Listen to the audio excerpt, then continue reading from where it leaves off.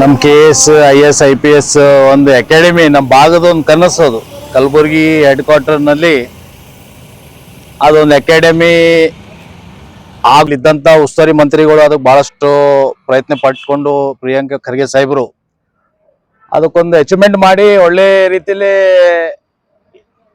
Development ಆಗ್ಬೇಕು ನಮ್ಮ ಭಾಗದಾಗ ಯುವಕರಿಗಂತ ಅದೊಂದು ಕಟ್ಟಡ ಮಾಡಿದ್ರು. ಆ ಕಟ್ಟಡದಿಂದ ಭಾಳ ದೊಡ್ಡ ಸ್ಕ್ಯಾಮ್ ಆಗಿದೆ. 30 ಕೋಟಿ ರೂಪಾಯಿ ಕಾಂಟ್ರಾಕ್ಟರ್, ಯಾವ ಕಾಂಟ್ರಾಕ್ಟರ್ ಅದಕ್ಕೆ ಕೆಲಸ ಮಾಡಿದ್ದಾನೆ, ಯಾವ ಆಫೀಸರ್ಸ್ ಅದಕ್ಕೆ ದುಡ್ಡಿಗೆ ಲೂಟಿ ಆಗಿದೆ ಅಂತ ಸೋಷಿಯಲ್ ಮೀಡಿಯಾನಲ್ಲಿ, ಮಾಧ್ಯಮದಲ್ಲಿ ಮತ್ತು ಸ್ಟೇಟ್ ನ್ಯೂಸ್ ಎಲ್ಲ ಪ್ರಿಂಟ್ ಮೀಡಿಯಾನಲ್ಲಿ ಬಂದಿತ್ತು. ಇವತ್ತ ನಾನು ನಿಮ್ಮ ಸೋಷಿಯಲ್ ಮೀಡಿಯಾ ಮುಖಾಂತರ ನಾನು ಹೇಳಕ್ ಇಷ್ಟಪಡ್ತೀನಿ.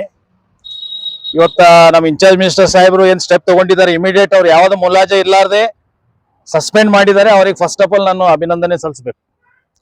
ಯಾಕಂದ್ರೆ ಈಗ ಕೆಲವು ಅಧಿಕಾರಿಗಳು ನಮ್ಮ ಜಿಲ್ಲೆದಾಗ ಏನ್ ಕೆಲಸ ಮಾಡ್ತಾ ಇದ್ದಾರೆ, ಇವತ್ತು ಮಿನಿಸ್ಟರ್ ಅವ್ರು ನಮ್ಮ ಕೈ ಆಗಿದ್ದಾರೆ, ನಮ್ಮ ಕಿಸ್ದಾಗಿದ್ದಾರೆ ಅಂತ ಮಾತಾಡ್ತಾರೆ. ಅದು ನಾನು ಕೊಡ್ತೀನಿ ದಾಖಲೆ ಮುಂದಿನ ದಿನದಾಗ. ಅಂತ ಆಫೀಸರ್ಸಿಗೆ ಇವರು ಇನ್ಕ್ವೈರಿ ಮಾಡ್ಬೇಕು, ಪ್ರಾಪರ್ ಚಾನೆಲ್ನಲ್ಲಿ ಜುಡಿಷಿಯಲ್ ಇನ್ಕ್ವೈರಿ ಆಗ್ಬೇಕು. ಇವತ್ತು ಕಲಬುರಗಿ ಜಿಲ್ಲೆನಲ್ಲಿ ಕೆಲವು ಆಫೀಸ್ಗಳು ಇದೆ, ಇದು ಲ್ಯಾಂಡ್ ಆರ್ಮಿ ಆಫೀಸ್. ನಾನು ಇವತ್ತು ಆಕ್ಚುಲಿ ಇಲ್ಲಿ ಬರ್ಬೇಕಂದ್ರೆ ನಾನೊಂದು ದಾಖಲೆ ಸಲಗ ಒಂದು ಹಾಕಿದೆ ನಾನು RTI ನಲ್ಲಿ. ನಮ್ಗೆ ಅದು ದಾಖಲೆ ಇನ್ನೋವರೆಗೂ ಸಿಗ್ತಾ ಇಲ್ಲ. ಇವತ್ತು SC ಸಾಹೇಬ್ರಿಗೆ ನಾನು ಭೇಟಿ ಆದೆ, ಅವರು ಯಾವ ಆಫೀಸರ್ ಸ್ಟಾಫ್ ಇಲ್ಲ, ಡಬಲ್ ಇಲ್ಲ, AW ಅವ್ರು ಇಲ್ಲಿ ಇಲ್ಲ ಅಂತ SC ಸಾಹೇಬ್ರು ಹೇಳ್ತಾರೆ. ಮತ್ತೆ ಇಲ್ಲಿ ಒಂದು ಕೆಲಸ ನಡೀತಾ ಇದೆ, ಇದು ಮೇಂಟೆನೆನ್ಸ್ ಅಂತ 1 ಕೋಟಿ ರೂಪಾಯಿ ಸರ್ಕಾರ ದುಡ್ಡು ಲೂಟಿ ಆಗ್ತಾ ಇದೆ. ಇದ್ರ ಮೇಲೆ ತನಿಖೆ ಆಗ್ಬೇಕು ಪ್ರಾಪರ್ ಚಾನೆಲ್ನಲ್ಲಿ. ಬಹಳ ಜನ ಇಲ್ಲಿ ಕಾಂಟ್ರಾಕ್ಟರ್ಸ್ ಬಿಲ್ ಸಂಬಂಧ ಓಡಾಡ್ತಾ ಇದ್ದಾರೆ, ದುಡ್ಡು ಎಲ್ಲಿ ಹೋಗಿದೆ, ಲೂಟಿ ಆಗಿದೆನಾ. ಇಲ್ಲಿ ಇದ್ದಂತ AWಗಳು ಡಬಲಿ ಯಾವ ಆಫೀಸರ್ಸ್ ಇಲ್ಲಿ ಲ್ಯಾಂಡ್ ಆರ್ಮಿದಾಗ ಕೆಲಸ ಮಾಡ್ತಾ ಇದ್ದಾರೆ, ಇವ್ರ ಮೇಲೆ ಜುಡಿಷಿಯಲ್ ಇನ್ಕ್ವೈರಿ ಆಗ್ಬೇಕು, ಇವ್ರ ಮೇಲೆ ತನಿಖೆ ಆಗ್ಬೇಕು. ಯಾಕಂದ್ರೆ ಇವ್ರ ಆಸ್ತಿಗಳು ನೋಡಿದ್ರೆ ನೀವು ಮಿನಿಸ್ಟರ್ಗಳು ಬಲ್ಲಿನೂ ಇಲ್ಲ ಅಂಥವು ಬಿಲ್ಡಿಂಗ್ಗಳು, ಹಾಸ್ಪಿಟಲ್ಗಳು, ಆಸ್ತಿಗಳು, ಲ್ಯಾಂಡ್ಗಳು ಇವ್ರು ಪರ್ಚೇಸ್ ಮಾಡಿದ್ದಾರೆ. ನಾನು ದಾಖಲೆ ಕೊಡ್ತೀನಿ ಮುಂದಿನ ದಿನದಾಗ. ಭಾಳ ಶಾರ್ಟ್ಲಿ ನಾನು ಅದು ಪ್ರಿಪರೇಷನ್ ಮಾಡ್ತಾ ಇದ್ದೀನಿ. ಯಾಕಂದ್ರೆ ಇವತ್ತು ಇನ್ಚಾರ್ಜ್ ಮಿನಿಸ್ಟರ್ ಸಾಹೇಬರು ಏನು ಸ್ಟೆಪ್ ತಗೊಂಡಿದ್ದಾರೆ ಅದು ಬಹಳ ಕಲಬುರಗಿ ಜಿಲ್ಲೆದಾಗ ಒಂದು ಒಳ್ಳೆ ಜನರಿಗೊಂದು ಇದು ಕೊಟ್ಟಂಗ. ಯಾಕಂದ್ರೆ ಅವ್ರು ಮುಲಾಜೆ ಇಟ್ಟಿಲ್ಲ, ಬರೀ ಅಧಿಕಾರಿಗಳಿಗೆ ಸಸ್ಪೆಂಡ್ ಮಾಡಿದ್ರೆ ಕಾಂಟ್ರಾಕ್ಟರ್ ಮೇಲೆ ಏನು ಕ್ರಮ ಆಗುತ್ತೆ? ಕಾಂಟ್ರಾಕ್ಟರ್ ಮೇಲೆ ಕ್ರಿಮಿನಲ್ ಕೇಸ್ ಆಗ್ಬೇಕು.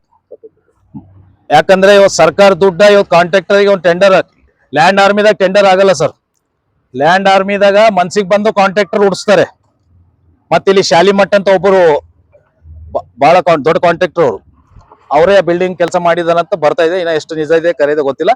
ಹಲವಾರು ಕಡೆ ಅವರು ಕೆಲಸ ಮಾಡಿದ್ದಾರೆ, ಯಾವ ಕೆಲಸ ಪರ್ಫೆಕ್ಟ್ ಆಗಿಲ್ಲ, ಲೂಟಿ ಆಗಿದೆ. ಇವ್ರದೊಂದು ದೊಡ್ಡ ಟೀಮ್ ಇದೆ, ಒಂದು ದೊಡ್ಡ ಸ್ಕ್ಯಾಮ್ ಒಂದು ಟೀಮ್ ಇದೆ ಇವ್ರದ್ದು. ಪ್ರೈವೇಟ್ ಆಫೀಸ್ಗಳು ಮಾಡ್ಕೊಂಡಿದ್ದಾರೆ. ಇವತ್ತು ಲ್ಯಾಂಡ್ ಆರ್ಮಿನಲ್ಲಿ ಯಾವ್ದು ಕಾಂಟ್ರಾಕ್ಟರ್ಗೆ ಯಾವ್ದು ಟೆಂಡರ್ ಆಗಲ್ಲ, ಮನ್ಸಿಗೆ ಬಂದಿನ ಕಾಂಟ್ರಾಕ್ಟರ್ ಅವರಿಗೆ ಕೊಡ್ತಾರ. ಮತ್ತೆ ಆಫೀಸರ್ಸ್ ಮಂದಿ ಸ್ವತಃನೇ ಕಾಂಟ್ರಾಕ್ಟ್ ಕೆಲಸ ಮಾಡ್ತಾ ಇದ್ದಾರೆ. ನಿಮ್ಗೆ ಇದು ಮಾಹಿತಿ ಇರಲಿ. ಅವ್ರ ತೆಳಗ ಒಂದು 10 ಮಂದಿ 20 ಮಂದಿ ಕಾಂಟ್ರಾಕ್ಟರ್ಸ್ ಲೈಸೆನ್ಸ್ ಕೊಟ್ಟಿದ್ದಾರೆ ಆಫೀಸರ್ಸ್, ಸ್ಪೆಷಲಿ ಲ್ಯಾಂಡ್ ಆರ್ಮಿ. ಇವತ್ತು ಆ ಕಾಂಟ್ರಾಕ್ಟರ್ ಮೇಲೆ ಕ್ರಮ ಆಗ್ಬೇಕು, ಅವ್ರ ಲೈಸೆನ್ಸ್ ರದ್ದುಪಡಿಸ್ಬೇಕು ಸರ್ಕಾರ, ಜುಡಿಷಿಯಲ್ ಇನ್ಕ್ವೈರಿ ಆಗ್ಬೇಕು. ಇಷ್ಟೇ, ಸಸ್ಪೆಂಡ್ಗೆ ಬಿಡೋದಿಲ್ಲ. ಲೋಕಾಯುಕ್ತದವ್ರಿಗೂ ನಾನು ಮನವಿ ಮಾಡ್ತೀನಿ. ಈ ಆಫೀಸರ್ಸ್ ಮನೆಗಳು, ಬಿಲ್ಡಿಂಗ್ಗಳು ಏನು ಕಟ್ಟಡ ಆಗ್ತಾ ಇದೆ, ಹೊಸ ಬಿಲ್ಡಿಂಗ್ಗಳು ಆಗಿದೆ, ಹಾಸ್ಪಿಟಲ್ಸ್ ಆಗಿದೆ, ದಯಮಾಡಿ ಇವರು ಬೇನಾಮಿ ಏನ್ ಮಾಡ್ತಾ ಇದ್ದಾರೆ ಇವತ್ತು ಲೋಕಾಯುಕ್ತದವರು ಅವ್ರ ಮೇಲೆ ತನಿಖೆ ಮಾಡ್ಬೇಕಂತ ಲೋಕಾಯುಕ್ತವ್ರಿಗೂ ನಾನೊಂದು ರಿಕ್ವೆಸ್ಟ್ ಮಾಡ್ತೀನಿ. ಯಾಕಂದ್ರೆ ಜನರ ರೊಕ್ಕ, ಸರ್ಕಾರ ರೊಕ್ಕ ಇದು. ಇಲ್ಲಿ ಗೂಟ ಹೊಡ್ಕೊಂಡು 10-20 ವರ್ಷದಿಂದ ಕೂತಿದ್ದಾರೆ ಕೆಲವು ಅಧಿಕಾರಿಗಳು. ಇಂಥವ್ರದ್ದು ಏನ್ ಪರಿಸ್ಥಿತಿ ಇದೆ ಇವತ್ತು. ಸರ್ಕಾರ ದುಡ್ಡ ಇವತ್ತು ಬಜೆಟ್ ರಚನೆ ಮಾಡ್ತಾ ಇದ್ದಾರೆ ಮುಖ್ಯಮಂತ್ರಿಗಳು. KKRDB ಫಂಡ್ ಇವತ್ತು 5,000 ಕೋಟಿ ರೂಪಾಯಿ KKRDB ಕೊಡ್ಬೇಕಾಗಿತ್ತು, 800 ಕೋಟಿ ಅಷ್ಟೇ ಕೊಟ್ಟಿದೆ. ನನ್ಗೆ ಅನ್ಸ ಮಟ್ಟಿಗೆ ಅದು 800 ಕೋಟಿದಾಗ 400 ಕೋಟಿ ಲ್ಯಾಂಡ್ ಆರ್ಮಿನೇ ನುಂಗು ಬಿಟ್ಟಿದ್ದೇನೋ ಅನ್ಸ್ತಾ ಇದೆ. ಇವತ್ತ ಕೊಡ ತುಂಬದೆ ಅದು ತೂಗ್ತದ, ಉಪ್ಪು ತಿಂದ ನೀರು ಕುಡಿಯಬೇಕು.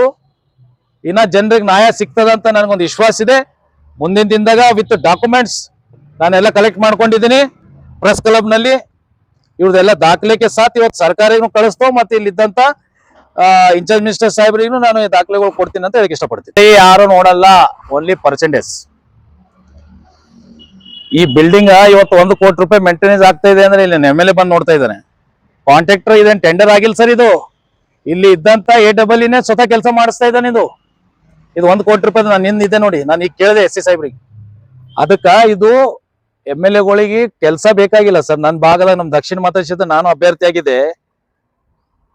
ಓನ್ಲಿ ಪರ್ಸೆಂಟೇಜ್ ಬೇಕು ನಮ್ಮ ಭಾಗ ಶಾಸಕರಿಗೆ. ಪರ್ಸೆಂಟೇಜ್ ಯಾರು ಹೆಚ್ಚು ಕೊಡ್ತಾರೋ ಅವ್ರಿಗೆ ಕೆಲಸ ಕೊಡ್ತಾವ ನಾವು ಅಂತ. ಅವರು ಕೆಲಸ ನೋಡ್ತಾ ಇಲ್ಲ. ಈಗ ಒಳ್ಳೆ ಕೆಲಸ ಆದ್ರೆ ಇವ್ರಿಗೆ ಮತ್ತೆ ಬಜೆಟ್ ಯಾಕೆ ಬರ್ತದ್ರಿ?